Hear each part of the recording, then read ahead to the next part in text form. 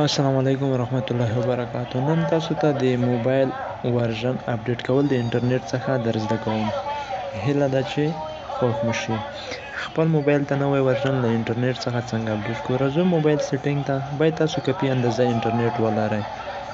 راځو سیټینګ ته.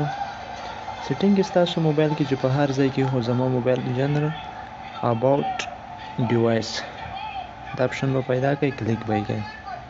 وروسته نو پاس سر کې لیکلي دي سافټویر اپډیټ.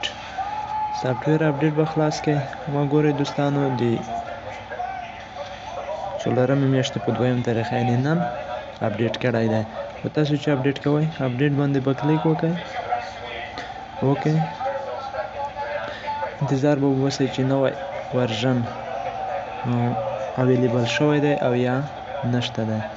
ګورئ دوستانو ما ته یې ولیکل د لیس اپډیټ هاو already been installed.